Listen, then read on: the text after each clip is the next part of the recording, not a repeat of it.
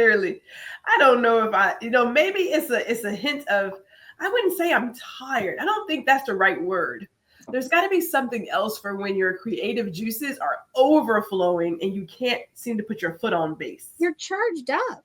You're alive. You know what? That could be what it is. That could be because I was just telling Mr. Foster that I'm reworking my schedule because we do have the projects on deck for customers who have paid for their projects. So we're working on that. We are also working on senior portrait sessions. We're working on that. Mm-hmm. I'm going to be on the road again this weekend. And then June, at least 3 times in June. And then in July. So I'm coming up on that like traveling thing. And so I'm thinking to myself, you need a moment in time where nothing moves and you could just clear the board. But that doesn't really exist. No, and I have to say, like, I get that way too. I'm like, oh, I need to get things in order and I want the big.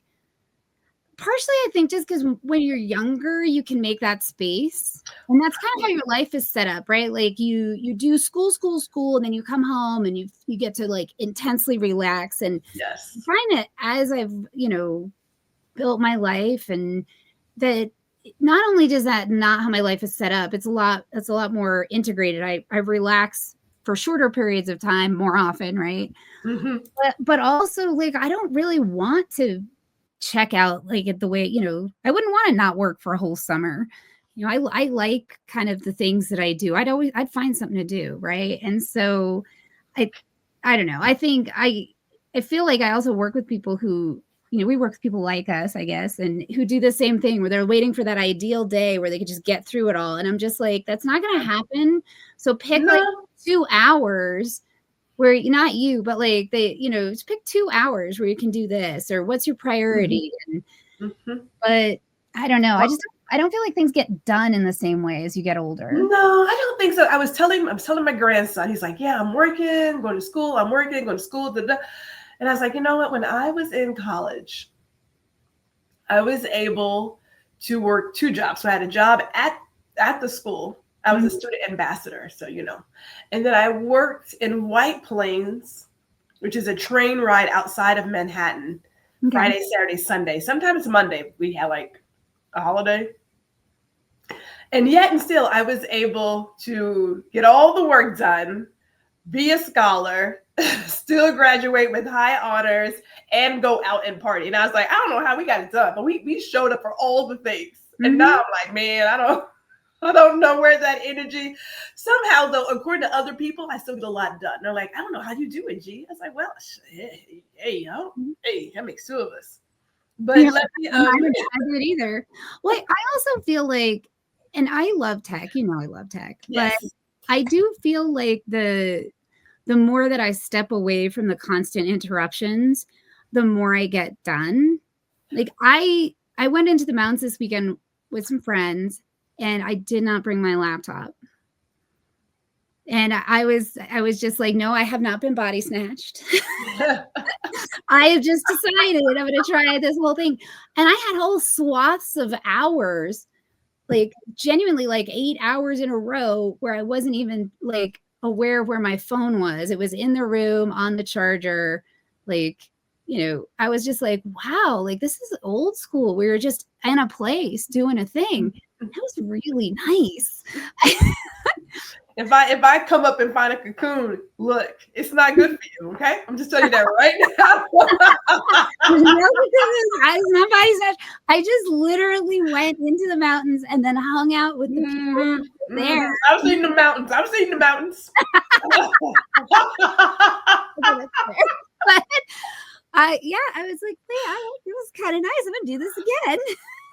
So, but I think it lets your brain rest. So then when you come back, you actually can start again different. I don't know. I feel like because we're always on, we're never actually off. And so nothing ever feels done. You know what? I will say I am the opposite of that, which is why we're in the space we're in today. Mm-hmm. I have no problems disconnecting. My phone does not stay attached to me. I live in a low notification environment. It stays on vibrate. Actually, take it back. It stays on silent. It's not even on vibrate. Yeah, it's on silent. So if I don't have my watch on, I don't know somebody's calling me, and I don't know that I have a text message. It is not. Yeah. I am more of I want to be outside. I want to be around people. I want to read my book. I want to take photos. I want to craft something. I want to enjoy people. I want to volunteer. I want to tell stories. I am more of that. And if the technology is there, great. If it's not, don't nobody care, because I don't miss it anyway. I have no, like when I do my tech disconnect for a whole month. I know, that's so great. It's like I don't, you're like, where you been? Just living life. Where you been? So, but so let's talk about living life, shall we? Let's talk because this is how we got to this topic. There are so many things. I was thinking to myself, how does SNL and The Onion stay in business? Now, SNL's like, y'all just giving us all the gems and jellies. Like, y'all giving us. The Onion is like, how do we top this? Because this was that bullshit right now. Like, we thought that was fake. It's like, no, that's real. We haven't written ours yet. like, how do you top it? So we're talking about today, civil rights and due process. That is our topic today. And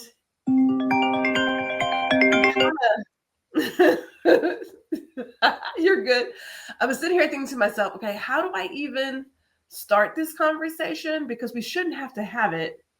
But yet and still, there are people who have this idea that some of us get civil rights and some of us do not. And when you talk about due process, people have no idea.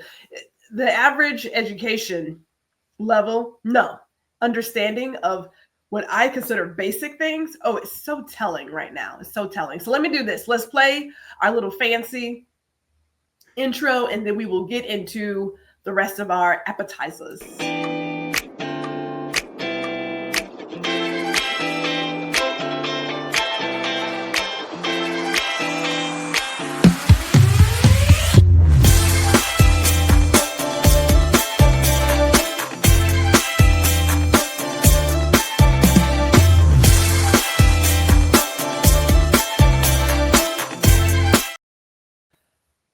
So last year, when we were talking about Project 2025, we mentioned a lot of things, a lot. Yeah. And there are people who are like, oh, you guys are fear mongering. It's never going to get there. Okay, so, and here we are today.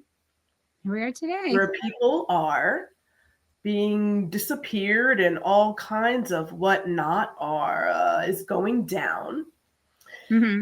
And so in regards to Aicila and I attempting to decide what we want to talk about next, because the list just keeps getting longer, I said, let's do civil rights and due process, because like if this is that line.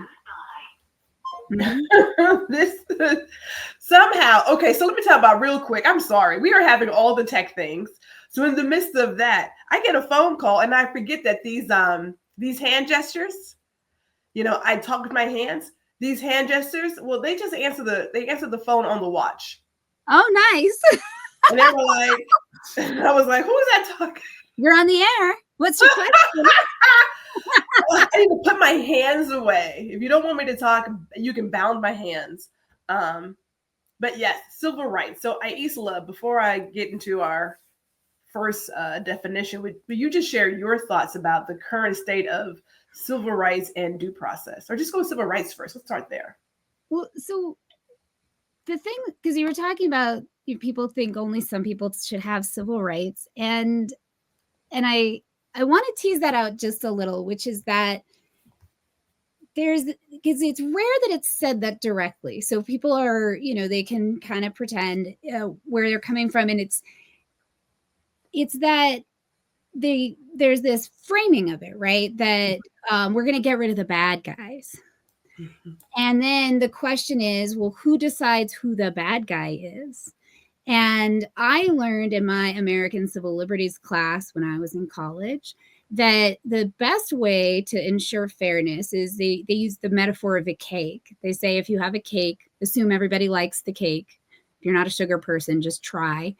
And the way that you do it is you have one person cut and then the other people choose the slices. So that way the biases or the tendencies that we have to be more fair towards ourselves or those that are like us have been mitigated by different people having different roles. And right now, people are in one role trying to take all the roles. They're trying to kind of bypass judiciary, bypass Congress, and be the decider as to who's a bad guy. Mm-hmm. But what they're not, I was talking to my daughter about this a little bit because she said, you look at the history of, for example, marijuana. Now, marijuana was made to be, and this is not information to you, but maybe some of the people listening, marijuana was made out to be bad as a drug, which it's not really, because it was primarily used by, or it was primarily seen to be a way to put Black and brown people in prison. Now, when you're in prison, you don't have any civil rights, which that's another whole problem, right? Because it's a really easy way. So she said, think about it this way. Like, let's say the best way, they've already removed civil rights from criminals. That's happened. We can just do anything. Mm-hmm. Now, all they have to do is change some laws. So let's say tomorrow you woke up and it was illegal. It was a felony to talk on your cell phone in public or in a car. Well, now all of these people who have a habit that they haven't seen to be a big deal are criminals and have no civil rights. Right now, they're going after folks who they, like transgender folks, for example. It's a felony to use the wrong bathroom in Florida. And people are like, oh, why should we worry about this? And I'm not a big fan of slippery slope arguments because they have their own issues. However, once again, it goes back to who's deciding who's gender conforming.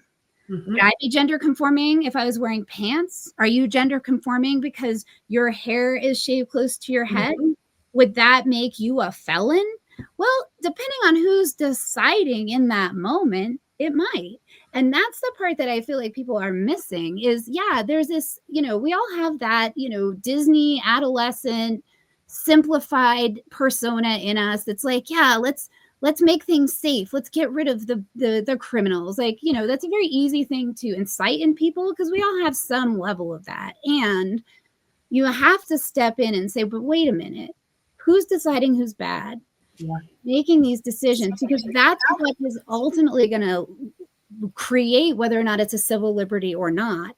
Because that who has the power to say is actually the really big deal of that. And if it's a felony to go into the bathroom presenting as the wrong gender, that's going to get pretty tricky pretty fast. Very fast.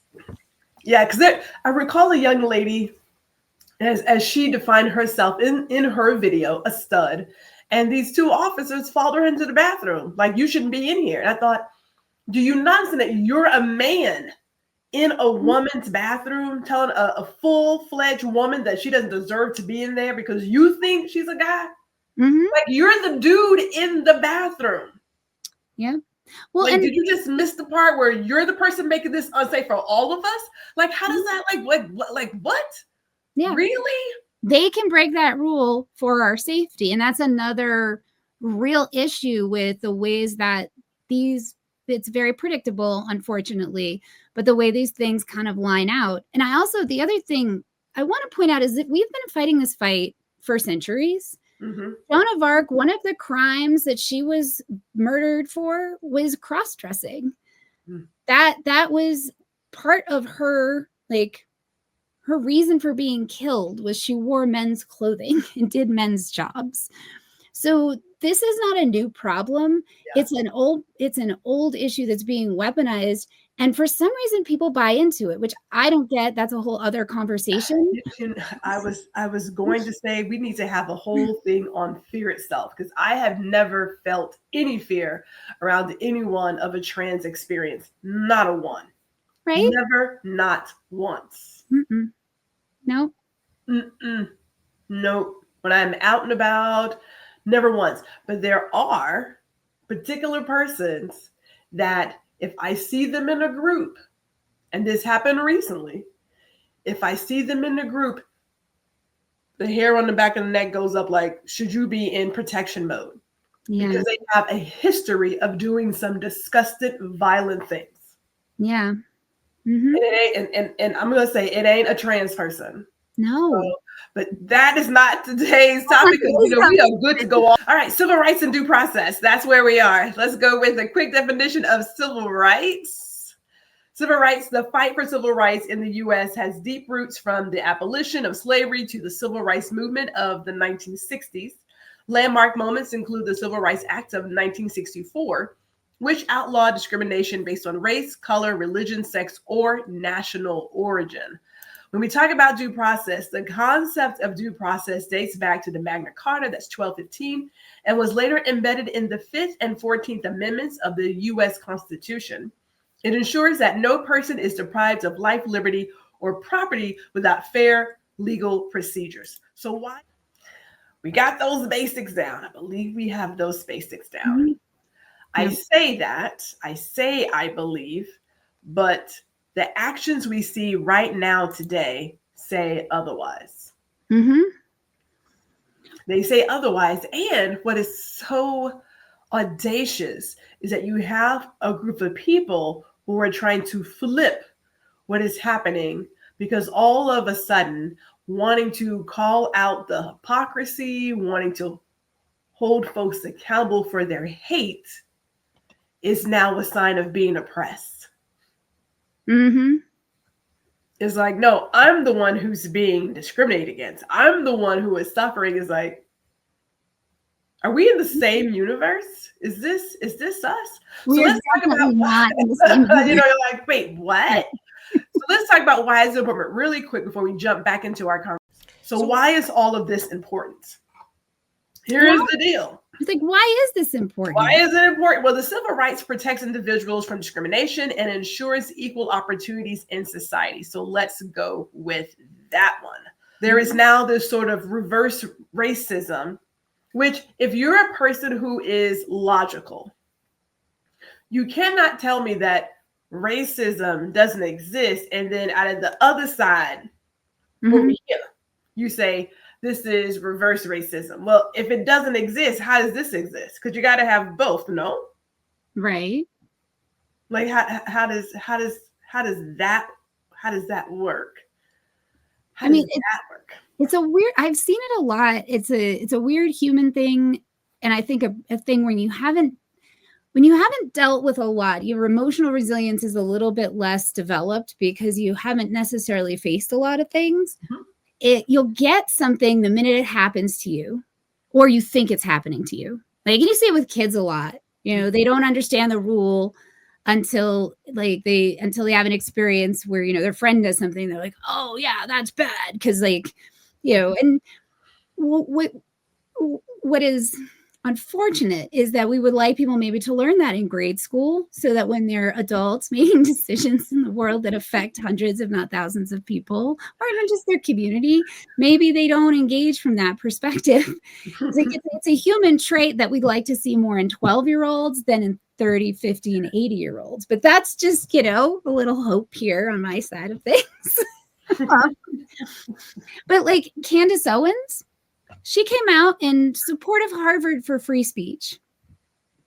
She was like, this is not what I voted for. And I'm like, that's so interesting. I'm pretty sure it is what you voted for. But she's like out there calling out Trump and saying this, you're rolling over free speech. And I will say that one of the things that I see people get caught up in is they decide that the thing that they believe in is worthwhile.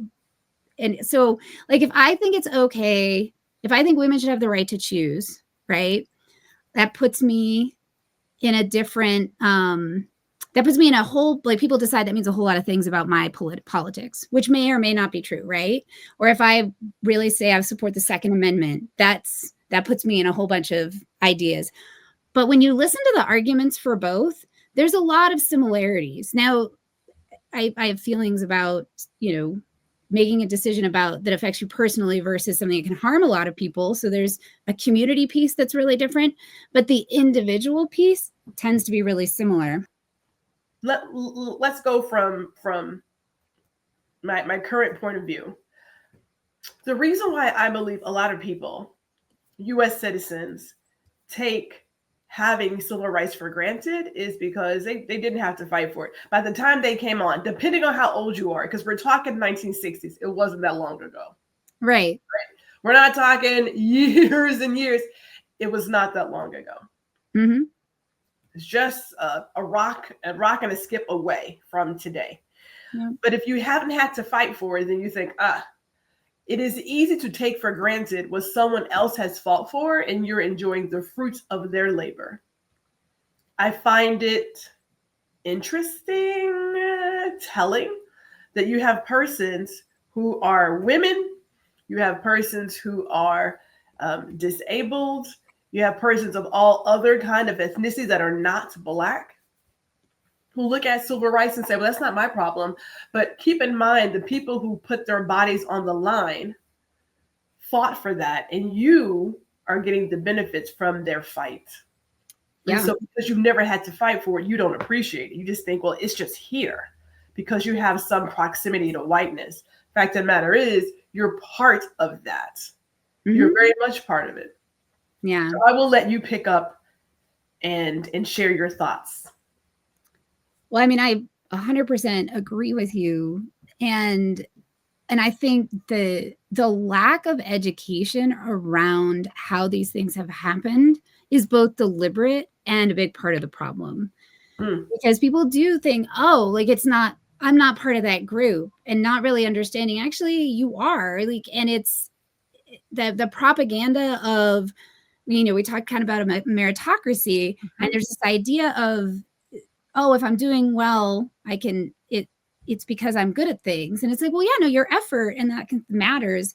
And these protections, these legal protections, these structures that require some effort to allow accessibility. Because let's be clear, it's not perfect. Absolutely. The system does not work in any way that is ideal. There are lots of miscarriages of justice. There are plenty of people who are not given equity or fairness in any way. And what we're seeing right now with people being deported to prisons in other countries with zero like, due process. And that's the part that I talked about a little bit earlier, is people jump to, oh, if they're criminals, let's get rid of them. And it's like, but you won't know they're criminals until you go through the process. The process exists to protect the innocent. And the idea that it's okay to disrupt and harm people's lives and their families, like that family's been completely separated, and that kid's going to grow up without their dad for a while, maybe a long time, maybe forever. That's not okay. Like, if we are a civilized society, if we actually have family values, let's talk about that phrase. And why would we think it's okay to grab someone off the street and deport them illegally to another country against the order of a judge deliberately, and then leave them there and be like, well, I can't do anything about it. I'm not powerful. It's like, And so that's the thing that you and I've talked about, the big red flags. And I think it's hard sometimes because I obviously was concerned long before these things happened. And there's that way in which people kind of hear that as, oh, you're just always up in arms about this. And it's what I don't know how much we like this guy, because I haven't looked into who said it, but the price of liberty is eternal vigilance. Like, the minute they start taking away what's right, you have to say no. And that the process right now is being damaged. That and like you said, and the thing that's tricky is there are people who don't understand, people with disabilities. Is Greg Abbott the governor of? He's the governor of Texas who lost his mobility due to a tree falling on him. Right. And a friend of mine that lives in Texas was like, he would absolutely pass laws against access, even knowing that he's in a wheelchair. It's there's that disconnect between, I can get in places because there's ramps, and that's something other people need. Like, it's a very weird kind of cognitive dissonance that it would be more fascinating if it weren't so harmful.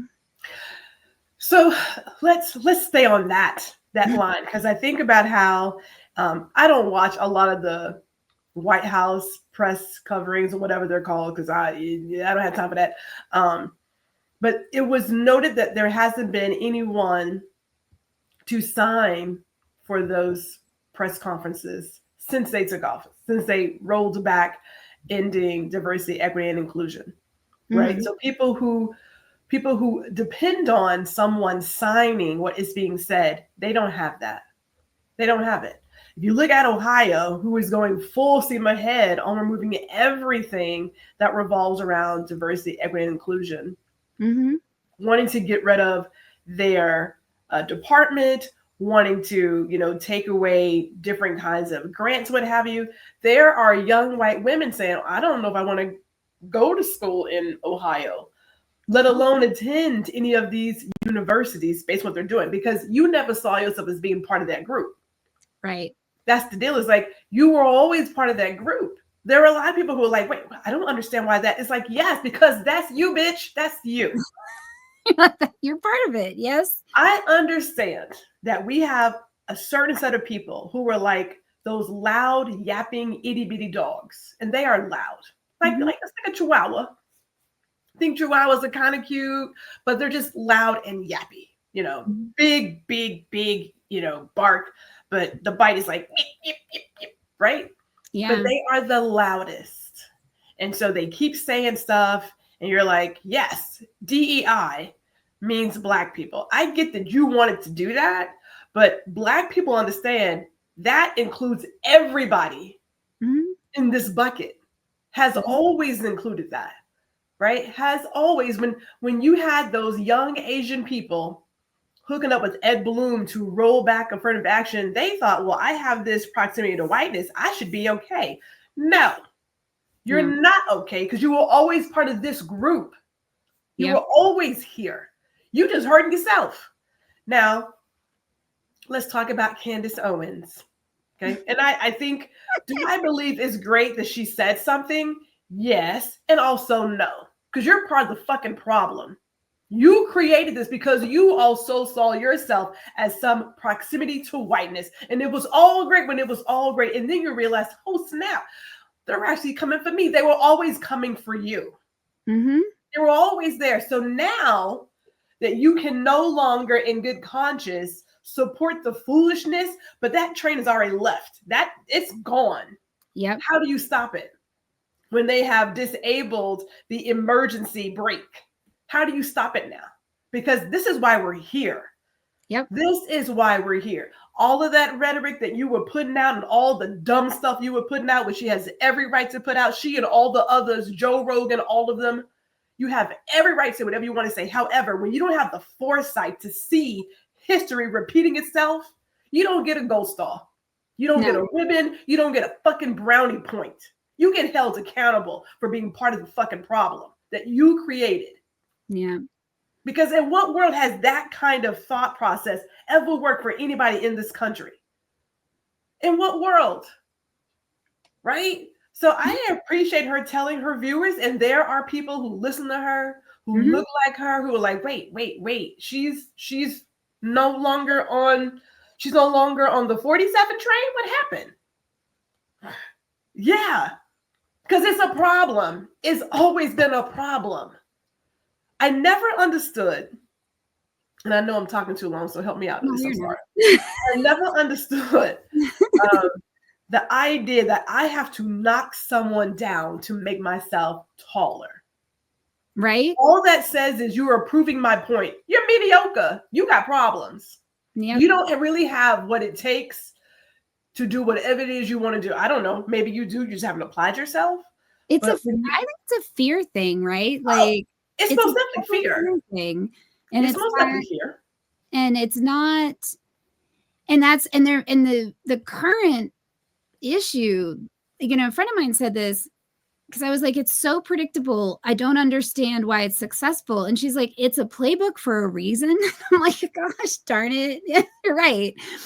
Because it is. It's a playbook. The Nazis did the same thing. They went after genderqueer people. They were literally like checking little boys to little genitals to see if they had circumcisions, like the invasion of privacy, the violation of civil rights, the demonization of immigrants and different ethnicities. Like, this is the playbook because it feeds a certain type of fear-based power structure. And this is why civil rights and due process matter, because they slow it down.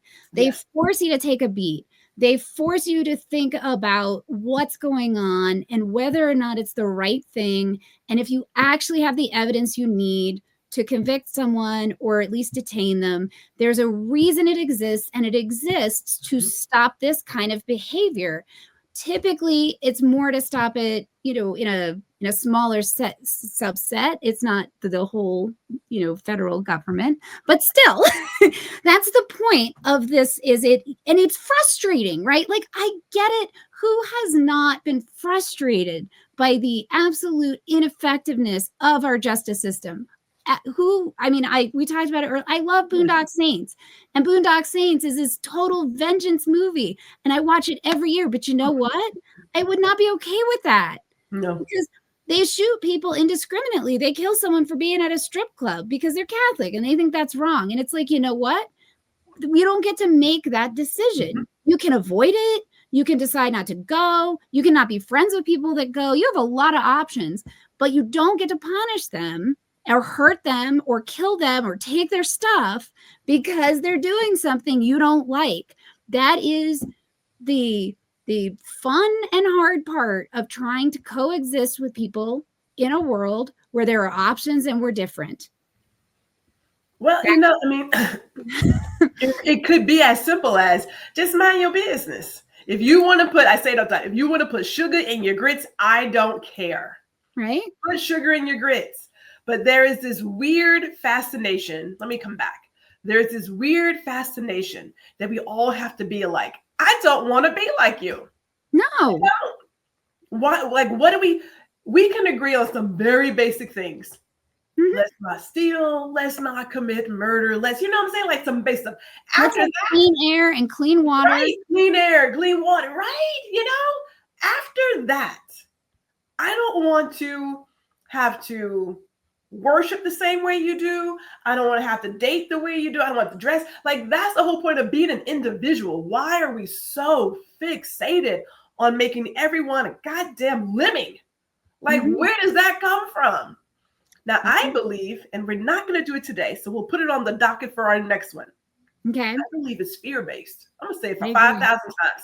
It is a fear. There are people who are so afraid of their own shadow that they just feel like, I need everyone around me to be the same because I'm afraid to get out there on my own and be my authentic self and live the life I really want to live, because the community I'm in has certain comforts and certain levels of power that I don't want to give up.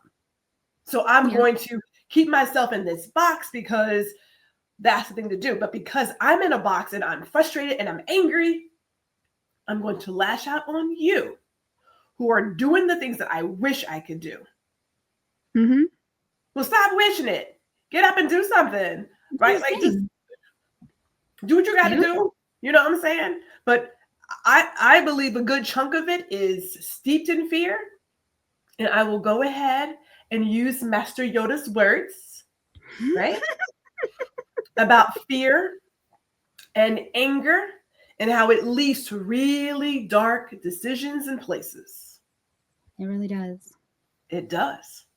That's real. Because you can't fix outside. Like, if you're running from something inside of you, then every action you take in the world is an attempt to fix that.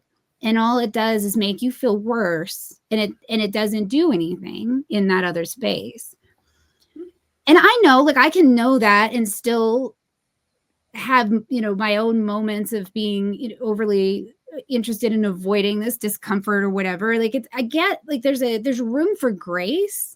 However, the room for grace is a mutual thing. Like, and it's different when you have a position of power. It's one thing I loved about Kamala. Every time she spoke, it was so clear. She was aware that her words had impact. And she was aware that she had power in her position. And she was so thoughtful about that. And I look at these people who, you know, even if I didn't have a feeling of malice here, there's so little, there's memes coming from the White House that are, they're problematic. And the thing is, like, I'm a fun geek. I get it. But you can't, like, there's a point for the office to have some gravitas and to be taken seriously and to behave. And that's what you're stepping into. It's supposed to be a place of service, right? And it's just the way it's being taken down, it is, I mean, it's mind-boggling. And it's making a mockery of itself. Yeah. It really is. And that's, once again, if I'm hopeful, like you know, there's a lot of lawyers that are standing up. There's a lot of judges, Trump appointed judges, that are standing up saying this isn't okay. And that's the thing about judges, whether you like them or not, most of them really have a strong respect for the law. And they do recognize that they're comfortable with disagreement. And I think that's the other thing that we're dealing with, is people have gotten even more uncomfortable with disagreement than I don't know. I don't feel like it used to be quite as scary for people to have just a conversation where we might not have the same opinion. But I feel like it has become almost taboo to talk with people that have a difference of opinion, like that people get very scared about it. They're worried about being canceled. I'm just like, you know, that's not a thing, but okay. I'm gonna leave it. You know, it goes back. There is a huge fear component that's in there. Yeah. It's a hell of a drug. It is. Well, and this woman I used to work with, she does a class called The Art of Interrupting Racism. And she's like, a lot of people get to the point where they understand racism exists, but then they're like, what do I do? And there's not a lot of education on, okay, how do you interrupt it? And so she goes through and talks about building your emotional resilience and your muscle. She said, because we're social creatures. So we do, when somebody does something and we're, you know, the first time, we're going to be scared. So she's like, she recommends, like, you watch TV, and when people do and say things that are clearly problematic or racist, pause and think about how you'd respond. Create those reactions for yourself. Learn how to engage, to build that muscle for interruption. And you know, and I think that applies to everything, you know, civil liberties, due process, anything that you learn to deal with racism and anti-Blackness, you can apply everywhere. Just giving you a tip there. Not you, but anyone who's listening, if you're like, how do I face these issues? Go take a class on how to do active anti-racism work and how to understand how to, like, disrupt anti-Blackness. And once you've done that, the rest of it, cakewalk, I promise. I should say cakewalk. We're gonna be good. Well, we had mentioned that, you know, due process guarantees fairness in legal proceedings, preventing arbitrary government actions. And so the state that we're in, we're not going to go deep into, because I know you guys have seen these things. I know you have. But we know that there have been some situations where people, and we'll start with the immigrations because they were the low-lying fruit, have literally been disappeared off the street. There has been no due process for these persons. It was like, hey, you're an immigrant, you're a migrant, we're going to snatch you up. We're going to get rid of lawyers to represent children in immigration court, which is beyond disgusting, if you ask me, that a 3-year-old, 5-year-old child has to defend his or herself. Make sense to me, which I don't get. Like, here's my point. Here's the thought I had. Tell me why it is that as a lawyer or a judge, you see a 3-year-old or a 5-year-old in a courtroom, and he or she or they has to defend themselves in immigration court, and you don't just stop and say, I'm sorry, this is wrong. This is wrong. You're asking for a baby, a baby to defend themselves in court. Like, yeah. Like, at what point do we say, I can no longer participate in this circus? When do we do that? Because there is no way in the world I'm going to put a child in a courtroom who doesn't understand English because they're a baby and haven't had a chance to get any kind of education, put headphones on them for them to hear whatever, I guess I'm assuming in Spanish, and then say, good luck, kid. Like, at what point do you say this is wrong? You don't have to do what somebody tells you. That's the part that I don't get. Maybe because I've always been a little hard-headed and a smart ass. I get that you said to do this. I'm not doing it. I'm not doing it because it's wrong. That whole deal of, well, we were just following orders. Well, at what point do you recognize the orders are wrong? Well, and the thing is, based on the small amounts that we have heard, I do think people are standing up, and it's not making the news.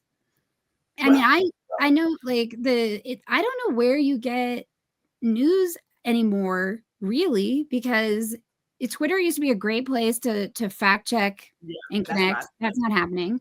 TikTok was a great way to learn. Like, I learned about many things that were happening in the country that were not publicized and they eventually would get attention because people knew about them. How do you find those grassroots news sources now? It's really difficult. I believe we're at a place of depending on citizen journalism. That's where we are. Thankfully, technology has been democratized, at least we'll see for how long, that people can now report on what's happening where they are. And because we each have still at this moment a choice in how we use our platform, you get to share what you want to share with your community. Yeah. And if all those persons start sharing the same thing and start shouting loud enough, you can't help but recognize it. There is no way to avoid it unless you consciously just put your head into the ground. That's a conscious choice. It's kind of like when you were talking about, building that muscle to deal with racism and what have you. Well, you have to first recognize that shit exists. Some of the things, and I again, we're going to table it for this fear discussion, but all of the people, no, let me not bullshit it.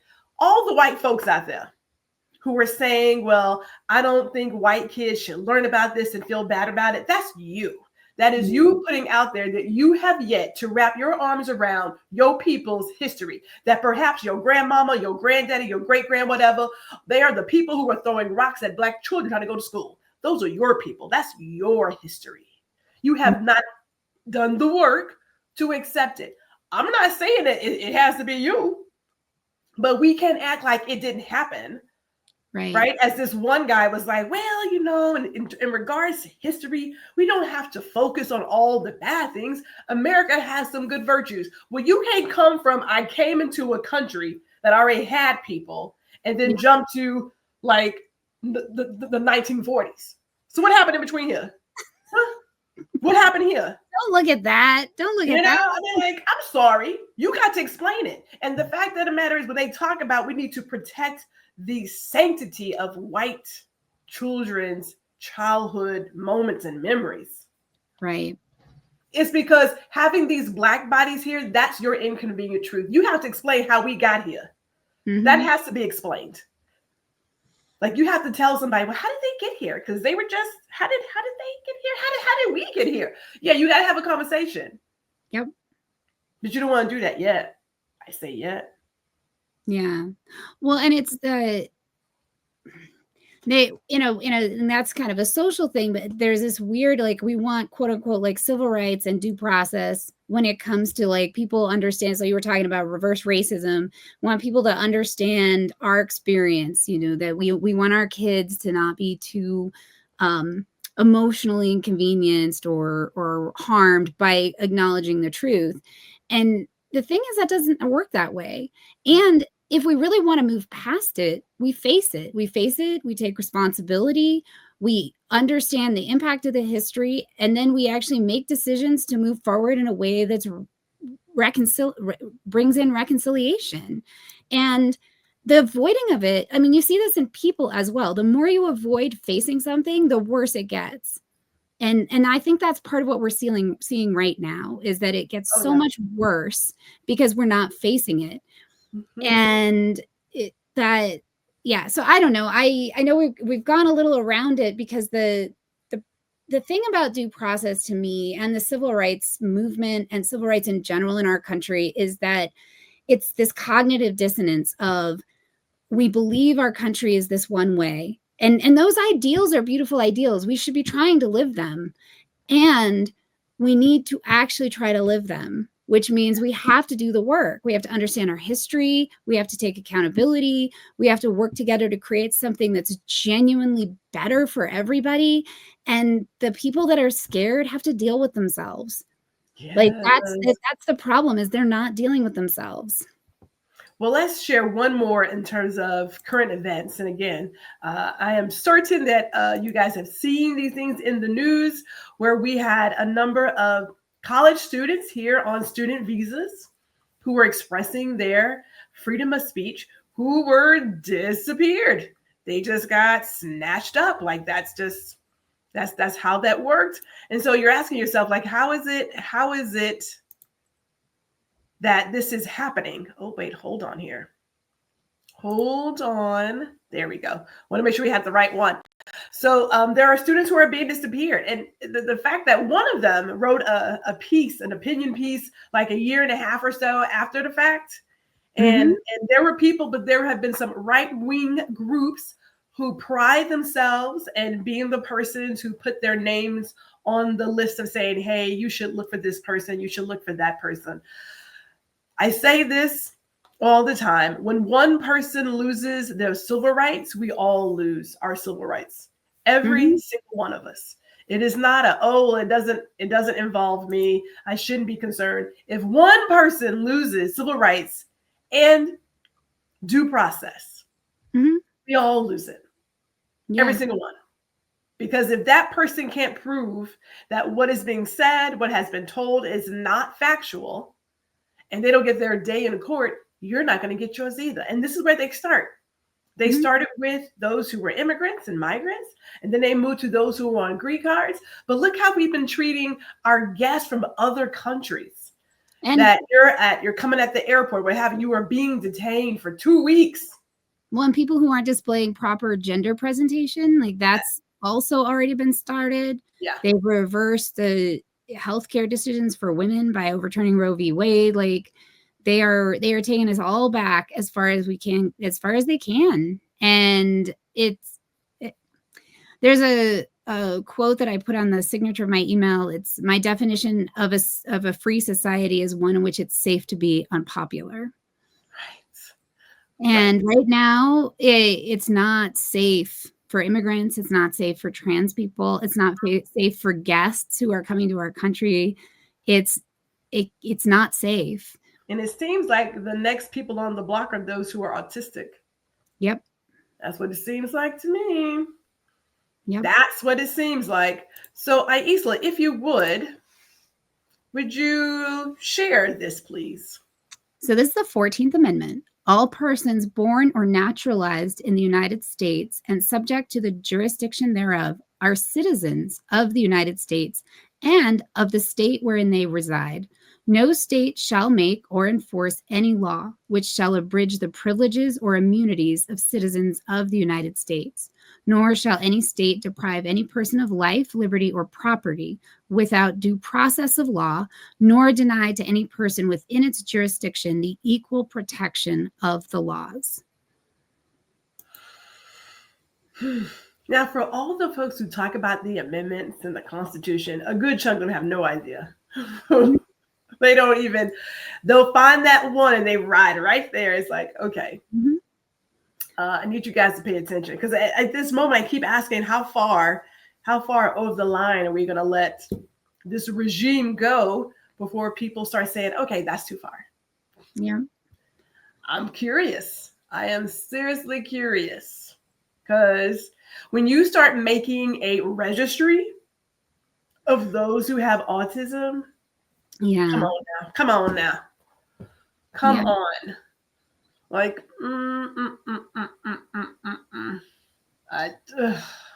it has all of the red flags, every single one. Well, and my last thought would be to say, one of the things that I do to try and challenge the propaganda and my own tendency to feel good about the people that I spend time with or feel like I have something in common with is I try to flip it. So if someone I trusted were doing this, how would I feel? And if someone I didn't trust were doing it. So if you are someone who feels very comfortable with the current situation, just flip it to someone you don't trust and think about how you would react if that was happening. And then same, I do the same thing. Sometimes it will go, I'm like, oh, I guess if I trusted the person doing this, I might think differently about some of these things. And it just gives you a chance to get out of that echo chamber in life and in your own head, and to maybe also have a little more understanding for people and why they're scared. Because the reality is, if it's not affecting you yet, there's a slippery slope. I think it will affect you, but maybe you'll be one of those people who slides right by. But do you want to slide by knowing other people are suffering and are being harmed right under your nose? Like, is that really how you want to go? Because I don't think most people do. I really don't. I was on LinkedIn, and I haven't been that active. I was on LinkedIn. This fellow photographer was saying that, he did a poll saying that should political posts be on LinkedIn. And there was one person that said, yeah, this is the place to have that conversation, but it shouldn't be a sponsored post. But you can sponsor whatever post you want to sponsor, right? Mm-hmm. And I thought to myself, it must be nice to be in a body that you can just turn off those things. Yep. And it must be nice to be in a body that you don't even want to have that come to your door. Mm-hmm. But the fact of the matter is, if we're going to be in a working environment, a global society, you have to see the person that's in front of you. You may not want to, but right. You cannot act as if I come to work, I have to pretend like I don't have feelings and that what's happening outside my door doesn't impact me, or that me as a person who may be naturalized or may have come here as a kid, whatever the situation is, that somewhere back here, I'm not thinking, could someone come to my home after I move here after 2 weeks and break into my home and take my things and treat me less than human? Like, I shouldn't be concerned about that. Mm-hmm. That's asking for a lot. Must be nice to have that kind of privilege. Must be real nice. Whereas the rest of us are like, yeah, that's a no. No, that doesn't mean, it just, those things I find to be a little bit ridiculous, because every post is political. And when you're dealing with business, you're always dealing with politics. You're talking about taxes and jurisdictions and, corporate laws and rules. Like, you are absolutely integrated. And this idea that as a business, you're not part of the landscape, either as a human or with your workers or who you're trading with. These tariffs can kill tons of businesses. But talking about money in politics may or may not be political, because once again, who gets to decide what's political? And that, right? That's what I was like. I was like, until we fight back. Like, I was like, I'm sorry. I didn't know that you were like the LinkedIn police. It's the same way as we talk about, like, when people say, well, that's not professional. Well, who defines professional? Who defines professional? Can we start there, please? Yeah, this is not the day for code language, and we're not going to talk, but we will talk about fear. We can do that one next. It's a good one. We can throw fear in there, because I go back to a place of people are acting out based on fear, and a lot of this stuff is not even real. It's false. It's false for some, and then there are others where I say again, there are people in this country who has a history of some extremely violent and disgusting behavior. Mm-hmm. And some of them are currently in places where they're making policies and other things. So I'm gonna leave it at that. I know, right? We want your thoughts about civil rights and due process. Put them in the comment section there. Let us know what your thoughts are and what your feelings are in this moment as you see civil rights being just rolled over. I'm curious. Yeah. Mm-hmm. Mm-hmm. What's your tipping point? Talk to us. Yeah. Yes. That's a good one. With that, we're going to say,